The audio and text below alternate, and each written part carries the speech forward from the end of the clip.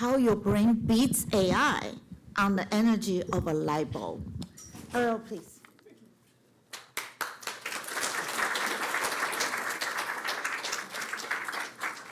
Well, that was very inspiring, wasn't it? So what I'm here to talk to you about today is something that really threatens many of our democratic institutions, and that is the great energy demands of AI. AI consumes enormous amounts of energy. So here's a projection from a few years ago. 4.4% of the total US power output is used by data centers, and the future being next year, is up to as much as 12%, and exponentially beyond that. So data centers for AI already use huge and rapidly growing amounts of electricity, adding tens of millions of tons of carbon each year into the atmosphere. Now, I don't need to tell anybody what a threat that is. But also, each large data center uses hundreds of thousands to several million gallons of water per day for cooling, straining local supplies. It also causes brownouts in local communities. And local communities often have very little say over siting, tax breaks, really anything to do with these data centers, which erodes trust in government. And also, the infrastructure needed to supply power data centers will naturally concentrate political power into the hands of fewer and fewer individuals. So how do we solve this? Seems like AI is kind of inevitable at this point. It's kind of be like holding back the tide. AI is coming. What do we do about this real threat to our infrastructure, to our environment, and to our democracy? Well, we can take a cue from biology. Biology does not work this way.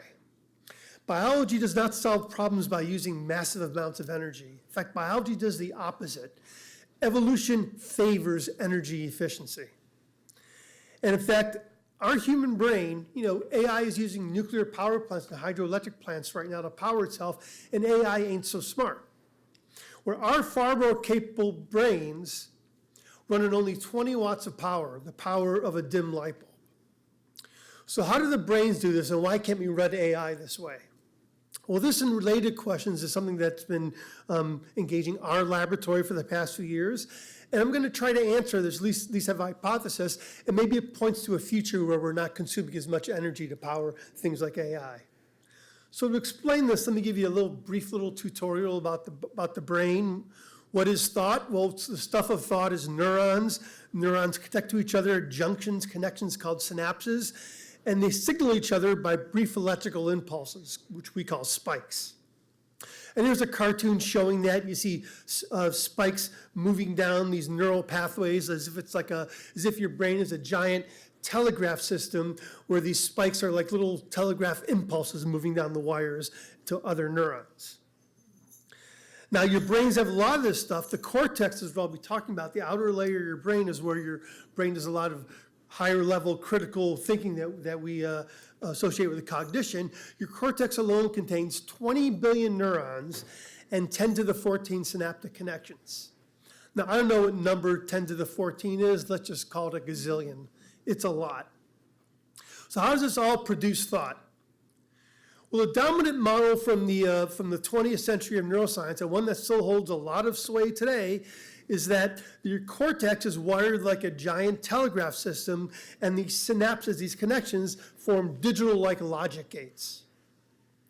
And here's how it works. Here's on the bottom, on the right side of the screen, on the very bottom, I'm going to explain a little bit how we think vision works. You're looking at this visual scene, this bent paper clip, and way at the back of the brain, where you have your primary visual cortex, where initial analysis goes on, it seems to break down the visual scene into tiny little line segments, these edge detectors. So this bent paper clip is broken down into these little tiny line segments, edges. And then they combine signals as neurons converge through synapses onto other neurons, and these signals combined at another stage of processing, you get longer edge detectors. Then you keep combining, and the edge detectors come together and they form corner detectors. You keep combining, and eventually you get to neurons and circuits that detect whole objects. This is the way we thought the brain worked in the 20th century, and it still holds a lot of sway today.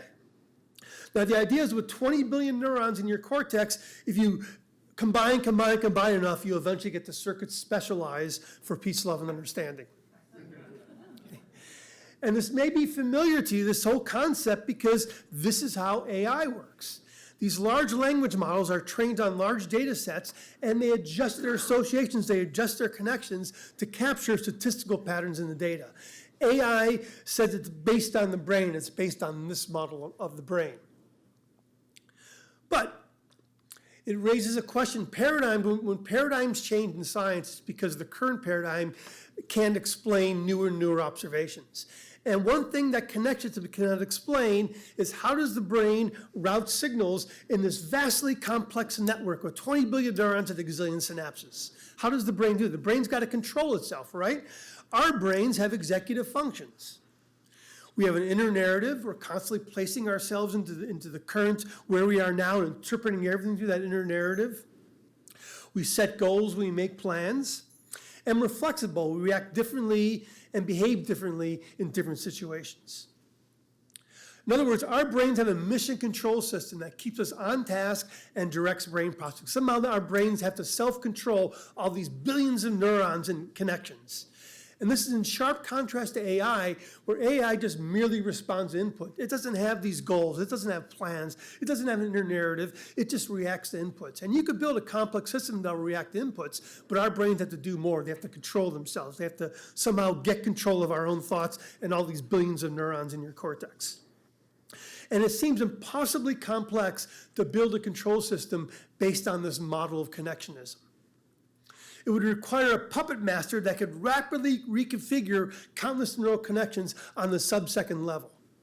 And here I've pictured on the left here is a manual telephone switch operator to capture that concept where you have to somehow, the connections, something you have to switch around all these connections. And I mention this because, by the way, I lectured to the graduate students, and in recent years, graduate students have no idea what a manual telephone, they can't believe that we used to make phone calls like this. Okay. But we used to. Right? And the brain can't work this way. So what's the solution? Well, the solution that many of us are coming to is a signal in the brain that has been overlooked for a number of years. Brain waves may play a crucial role. Now, what brain waves are rhythmic fluctuations of the electric field surrounding neurons. I mentioned neurons get these little spikes, these little impulses like telegraph, like Morse code. Well, there's an electrical environment around the neurons, and when they spike, they cause ripples in the surrounding electric fields. So spiking creates ripples in this electric pond. And ironically, they were the first electrical signal we ever measured from the brain, way back in the 1900s. But when in the mid 20th century, when focus shifted to individual neurons and connectionism model, brainwaves were dismissed as non-functional, the humming of an engine. Now, even back then, when I was a graduate student in the 20th century, this really made no sense to me, because as you see up here on the upper left is EEG recordings from a scalp. You probably have all seen these before, brain waves. You get squiggly lines on the EEG, and they should be squiggly because if they ever go completely flat, you're either dead or in a coma, and you don't want that. And this idea that the brain waves are somehow epiphenomenal and non-functional never made any sense to me, because as you see on the right here, they correlate highly with level of cognition and level of consciousness. When you have high frequencies like gamma and above, your brain's really engaged. At beta and alpha, you're more concentrated and more relaxed. Get down to lower frequencies, and now you're drifting down into drowsiness. And when you get down to the very low frequencies, you're either asleep or under general anesthesia. So we know for a long time they correlate highly with the state of consciousness. And are thinking that, we used to think that this is, or people used to think this is largely epiphenomenal, but our thinking this has evolved considerably in the past a couple decades. We now know that brain waves have a strong influence on neural spiking. So these little ripples in the pond that I mentioned, that when spiking happens, when the neurons give these spikes, they ripple the pond. Well, these ripples build upon themselves. They grow larger and larger, and the ripples form larger waves that take on a life of their own. So here, this cartoon, this GIF here is showing, like, imagine the spike is a buoy. The waves now take over, and because the spike is occurring in this context, this electrical ocean of moving waves that has a strong influence over how neurons spike. So the waves then could shape when and where neurons spike via a process called aphatic coupling. Aphatic coupling is just pure electrical influences in the brain. And I just mentioned that in case you wanted to go do a Google scholar search on this term. There's lots of papers, lots of mounting evidence. This plays a real central role in brain function. And having this electrical influence is kind of like overlaying powerful radio waves onto a telegraph system. Now, rather than just relying on the Morse code signals through the telegraph system, you have waves that travel across the wires and can modulate impulses in the wire, okay? And that is a whole other level of control that we hadn't considered until recent years. So here's an example of how waves can organize things. Here's a crowd doing the wave. You see that the wave is moving from the right to left across the screen. And you know, that this whole crowd is organizing themselves, not by individuals or someone coordinating all these individuals. The wave itself is organizing the crowd. The crowd can self-organize using a wave. And we know that from many studies on aphatic coupling that much like sports fans in a stadium, neural spikes actually follow waves. So here's an example here. On the y-axis is just voltage, a measure of voltage. On the x-axis is time. And you can see there's one line is a measure of the brain waves, the electric changes in electric field potentials. And you can see them oscillating at a certain frequency. And here's spikes from an individual neuron. And we see, much like the stadium crowd doing the wave, the spikes tend to occur whenever the wave is high and the brain energy is high. Then the wave goes low, the brain energy is low, and the neurons don't spike. So much like sports fan in the stadium, neural spiking does follow waves. So why is this useful? Why are waves useful? Well, they're there. If they're there, the brain is probably using them. Energy doesn't just create stuff for fun of it. Everything in biology uses energy. I assume if it's there, it must be there for a reason. So what's the reason? What's the point of having your brain do these oscillating brain waves that seem to control spiking? Well, brain waves are useful for controlling your own thoughts, for controlling neurons. You have to control these 20 billion neurons in your cortex. How do you do it? You can either, the wave functions are very simple and efficient. Rather than trying to control the individuals in this crowd one by one by giving them instructions or having somebody direct everybody in this crowd, you have a simple wave function, and the wave function itself allows the crowd to organize on the level of these groups. So wave functions are very mathematically simple. They're very computationally tractable. And they tell you with one simple equation what the waves are going to do in the immediate future and at distance. All with one simple function, so they're ideal for organizing, for the brain to self-organize itself. And brains also do the waves. Here's an actual recording from the cortex. And what's shown here is an array. Each square is a different electrode on the surface of the cortex. The electrodes are separated by 1 millimeter, so it's like a little grid on top of the cortex. And the color indicates their electric voltage recording, electric voltage level. And as you can see, much like the crowd doing the wave here, the brain's doing the wave. This wave is turning counterclockwise across the surface of the cortex. Okay? Now, whenever you see organization in the brain, when you see something organized like this in the brain, invariably function follows organization. Your brain organizes things for a reason. Now, waves can do more. These brain waves can do more than just organize the brain into a simple crowd-like doing the wave or into circles. Waves can also, our natural way, produce complex organization. And what are our thoughts but complex organization? Billions of neurons all organizing themselves in a complex fashion. And waves that are natural way produce this kind of complex level of organization. For example of this, consider this metaphor here. If you put a bunch of grains of sand on a speaker and then play musical notes through the speaker, the grains of sand form patterns that match the interference patterns between the waves. Now, I'm not suggesting that electric waves move around neurons in your cortex, but think of the sand as the spiking of individual neurons. And the sound waves, in fact, are the same as electrical waves. Waves are waves, it's the same physics, and these sound waves can actually create patterns of spiking on the surface of the speaker. Now, thoughts are organized. Our thoughts are organized. I hope I'm trying my best right now. I hope all of our thoughts are organized right now. So if thoughts are organized, these billions of neurons must somehow be organized. Now, imagine the difficulty of organizing the sand, or organizing all this spiking in cortex, one grain of sand at a time, grain by grain. It's computationally impossible. But Organization is a natural outcome of the influence of wave patterns. And this is basic physics that evolution could exploit. And that's what evolution does. It uses what's in the room. When nervous systems first started developing, got complex enough, they probably naturally began oscillating, producing waves. And that is a natural way for the brain to organize itself, to take advantage of that. And here's a couple of huge bonus features.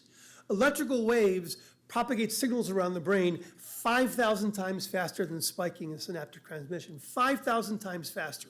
That sounds extremely useful for a self-organizing system. And here's the punchline.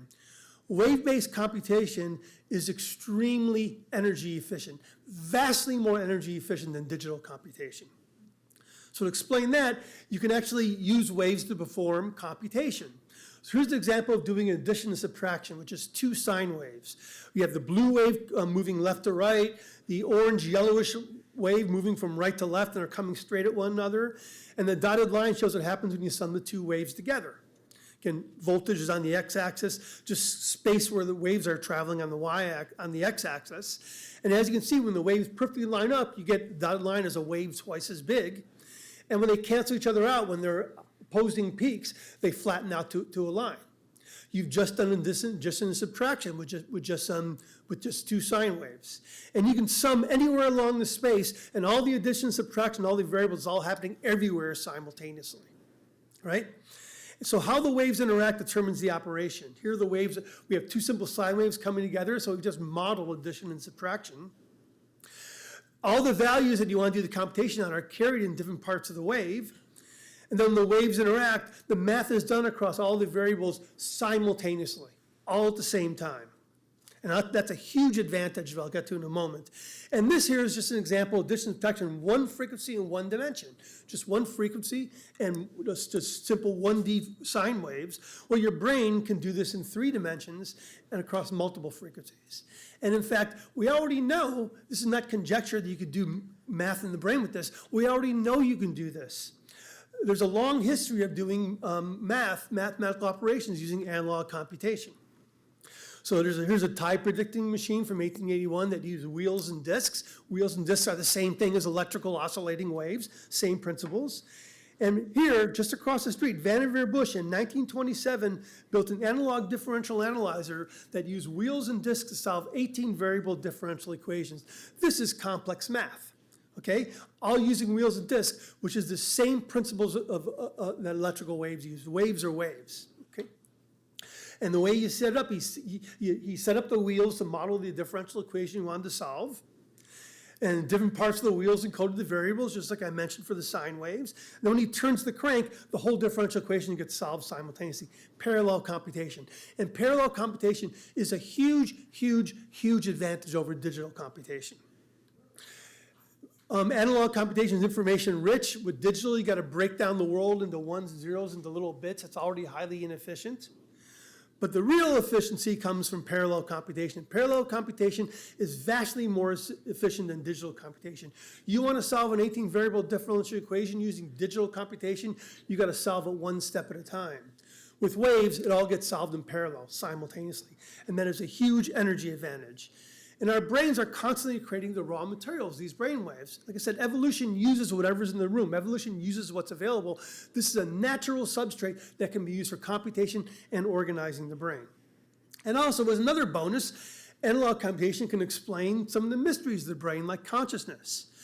Right now, consciousness is a unified experience. Right now, you're having this experience of sights, sounds, my voice, whatever thoughts and memories my words are engaging in you. You're having a unified experience in consciousness. And every theory of consciousness suggests that the cortex needs to somehow unify itself, get on the same page, all connect so you can have this unified experience. Well, our idea is that these brainwave patterns that are produced by analog computations, when they become large and organized enough, they bind the cortex into this unified state, creating consciousness. And if you want to read more about that, this is a paper we just recently wrote. So in sum, if we're going to build AI, and AI seems kind of inevitable at this point, let's not build one that strains our infrastructure and weakens democratic accountability. Let's take a cue from biology and learn how our far more capable brains are also far more energy efficient than today's AI, and try to exploit that.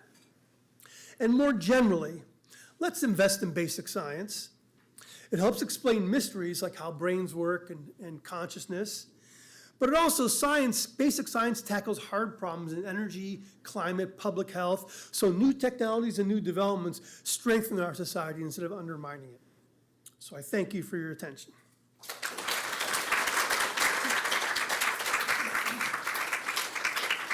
Begin Q&A? Oh, we'll begin Q&A. Yeah. Earl, thank you for that inspiring talk. Thank you. You started out with a gazillion synaptic connections.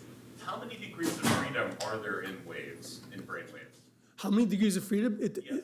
Well, first of all, it depends on the dimensionality. So it depends on the frequencies and both of the three dimensions. So that's exactly what I'm asking about. Do you have a concept that sort of lets us get from the 10 to the 14th to this different space that you're steering us to? Well, first of all the brain does is reduce dimensionality. You can't possibly run a brain where there's 10 to the 14 synapses and 20 billion neurons all working independently. They got to somehow work together. Fair enough. So your brain's a low-dimensional manifold. It takes the outside world and reduces it to low dimensions. And these dimensions that are used in analog computation, we know are complex enough to do high-level math because we've been doing high-level math on it for centuries. So I don't have an exact number for you for the dimensionality of analog computation, but it is enough to do some pretty high complex mathematics. Okay, thank you. Yeah. Earl, Yeah. Hi, Sam. this is really lovely. I wonder if you could connect dots a little bit. By the way, I'm Sam Wong. I'm listening to Hi, Sam. Using this wave concept, do you have thoughts on how to increase the energy efficiency of large language models or how to make them more compact? Because my impression of LLMs is that they do not pay particular attention to the physical configuration of the network. I wonder if you have thoughts on, I may be wrong about that. I wonder if you have thoughts on how to use this to improve that technology. Well, in the end, large language models their backbone is digital computation, this sequential computation. And there's a better way to do computation. You could create a Turing machine, a computer that uses analog computation just as easily as you can do it using digital computation. It's the same principle. So you can build a computer that uses analog computation, and it will be vastly more energy efficient just by the fact they're using analog instead of a digital alternative. And again, this isn't a conjecture. I'm working with a group based out of UCSB that are building semiconductor chips.